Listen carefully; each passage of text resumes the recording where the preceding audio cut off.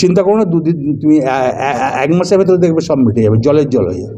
আগামী বিধানসভায় সে আপনি জিতবো। আরবারে 21টায় আমি 21টায় টিকিট দিয়েছিলাম, এবারে কটায় দেবো ঠিক নেই, তো 14টা তো জিতবই। জেলা কমিটির বৈঠকে সেখানে সবাই রাজি ছিলেন, মন্ত্রী ছিলেন, আশিস ব্যানার্জি ছিলেন এবং অল এমএলএরা ছিলেন, সভাধিপতি ছিলেন, সবাই ছিলেন। সবাই একে একে যা বার্তা দেওয়ার বার্তা দিয়েছে। আমাদের বার্তা একটাই, 1 তারিখ থেকে 30 তারিখ পর্যন্ত পার্টির যে প্রোগ্রাম, সেই প্রোগ্রামগুলোকে সফল করতে হবে। সেই তার প্লাস আমরা যেসব বুথে হেরে আছি, মন্ত্রী থেকে আমরা সবাই একই কথা বললাম, যেসব বুথে আমরা হেরে আছি, অঞ্চল president, block president, MLA plus আর পঞ্চায়েত সভাধিপতি, পঞ্চায়েতের প্রধান নিয়ে প্রত্যেকটি অঞ্চলে 10 জন করে বুথের লোককে ডেকে সেখানে বসে কেন হারলাম, কী জন্য হারলাম, বুথগুলো তার পরিচালনা প্রতিটা ব্লকে যে বুথে হেরে আছে। এটা কবে থেকে শুরু হচ্ছে দাদা? এটা মোটামুটি 30-এর পর শুরু হবে। কী পদ্ধতিতে সেগুলো রিকভার করা হবে?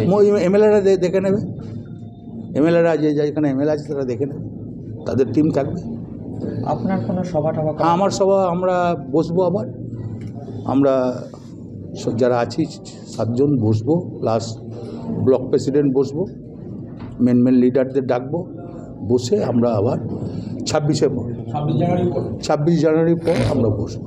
দাদা, শহরের বিভিন্ন শহরে যে ভোটের হার, হ্যাঁ, সেটা আমাদের 3টে শহরে হার আছে, রামপুরহাট, বোলপুর, সিউড়ি, এটা নিয়ে আমাদের আলোচনা চলছে। দিন পর জেলা কমিটির বৈঠক, কর্মীরা কতটা উৎসাহিত?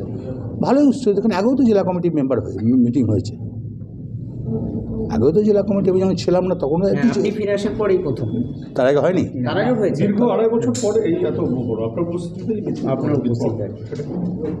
দেখ, সেটা নয়, একই ব্যাপার। ও পার্টির যারা কর্মী আছে, যারা আমি ছিলাম না, তারা তো দলটাকে চালিয়েছে।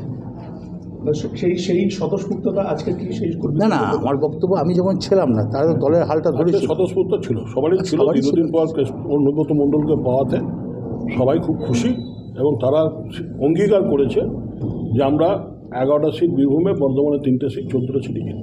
আর আমাদের যেটা সিস্টেম ছিল আজকে 167টা অঞ্চল প্রেসিডেন্ট, অল জেলা পরিষদের মেম্বার, অল পঞ্চায়েত সমিতির মেম্বার, সবাইকে ডাকা হয়েছে, 520 জনকেই ডাকা হয়েছে। দাদা, বেশ কিছু জায়গায় একটু সমস্যা রয়েছে, সেইগুলো কি মেটানো হচ্ছে? সব বসে বসে মিটিয়ে নেবো ভাই, চিন্তা করো না, দুদিন তুমি 1 মাসের ভেতরে দেখবে সব মিটে যাবে, জলের জল হয়ে যাবে।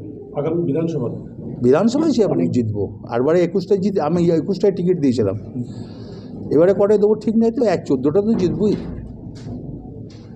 কতখানি এই এক্সপেকটেশনটা কীভাবে করছেন? কতখানি? যেভাবে মানুষ ভোট দিয়েছে সেইভাবে এক্সপেক্ট করছি, ভোট তো দেবে মানুষ।